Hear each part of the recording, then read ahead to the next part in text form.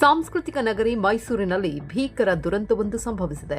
RT ನಗರದ ದಟ್ಟಗಳ್ಳಿ ಸಮೀಪದ ಪ್ರಸಿದ್ಧ ಫ್ಯಾಕ್ಸ್ ಡೆನ್ಸ್ ಲಿಕ್ಕರ್ ಗ್ಯಾರೇಜ್ ಪಬ್ನಲ್ಲಿ ಗ್ಯಾಸ್ ಸಿಲಿಂಡರ್ ಸ್ಫೋಟಗೊಂಡು ಇಬ್ಬರು ಸ್ಥಳದಲ್ಲೇ ಮೃತಪಟ್ಟಿದ್ದಾರೆ. ಸ್ಫೋಟದ ತೀವ್ರತೆಗೆ ಭಾರೀ ಪ್ರಮಾಣದ ಬೆಂಕಿ ಕಾಣಿಸಿಕೊಂಡಿದ್ದು, ಕೆಲಸ ಮಾಡುತ್ತಿದ್ದವರು ಹಾಗೂ ಪಾರ್ಟಿಗೆ ಬಂದಿದ್ದ ಹಲವರು ತೀವ್ರವಾಗಿ ಗಾಯಗೊಂಡಿದ್ದಾರೆ. ಅಗ್ನಿ ದುರಂತದಲ್ಲಿ ಡಾರ್ಜಿಲಿಂಗ್ ಮೂಲದ ಸಾಹಿನ್ ಮತ್ತು ನೇಪಾಳ ಮೂಲದ ಪ್ರಕಾಶ್ ದುರ್ಮರಣಕ್ಕೀಡಾಗಿದ್ದಾರೆ. ಪಬ್ನ ಅಡುಗೆ ಕೋಣೆಯಲ್ಲಿ ಇದ್ದಕ್ಕಿದ್ದಂತೆ ಸಿಲಿಂಡರ್ ಸ್ಫೋಟಗೊಂಡಿದ್ದೇ ಈ ದುರಂತಕ್ಕೆ ಕಾರಣ ಎನ್ನಲಾಗಿದೆ. ಬೆಂಕಿಯ ಕೆನಾಲಿಗೆ ಕ್ಷಣಾರ್ಧದಲ್ಲಿ ವ್ಯಾಪಿಸಿದ್ದು ಇಡೀ ಕಟ್ಟಡವನ್ನು ದಟ್ಟವಾದ ಕಪ್ಪು ಹೊಗೆ ಆವರಿಸಿಕೊಂಡಿತ್ತು.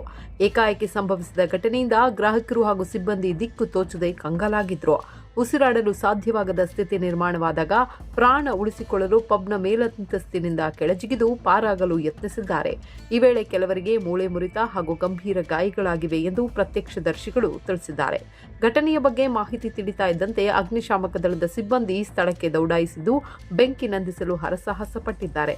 ಸದ್ಯ ಬೆಂಕಿ ಸಂಪೂರ್ಣವಾಗಿ ನಿಯಂತ್ರಣಕ್ಕೆ ಬಂದಿದ್ದು ಕಟ್ಟಡದ ಒಳಗಿದ್ದವರನ್ನ ಸುರಕ್ಷಿತವಾಗಿ ಹೊರತರಲಾಗಿದೆ. ವಸ್ತುಗಳು ಸುಟ್ಟು ಕರಕಲಾಗಿವೆ. ಗಾಯಾಳುಗಳನ್ನು ಖಾಸಗಿ ಹಾಗೂ ಸರ್ಕಾರಿ ಆಸ್ಪತ್ರೆಗೆ ದಾಖಲಿಸಿ ಚಿಕಿತ್ಸೆ ನೀಡಲಾಗ್ತಾ ಇದ್ದು, ಕೆಲವರ ಸ್ಥಿತಿ ಗಂಭೀರವಾಗಿದೆ. ಘಟನಾ ಸ್ಥಳಕ್ಕೆ ಮೈಸೂರು ನಗರದ ಹಿರಿಯ ಪೊಲೀಸ್ ಅಧಿಕಾರಿಗಳು ಭೇಟಿ ನೀಡಿ ಪರಿಶೀಲನೆ ನಡೆಸಿದ್ದಾರೆ. ಪಬ್ನಲ್ಲಿ ನಿಯಮಾನುಸಾರ ಅಗ್ನಿ ಸುರಕ್ಷತಾ ಕ್ರಮ ಕೈಗೊಳ್ಳಲಾಗಿದೆ.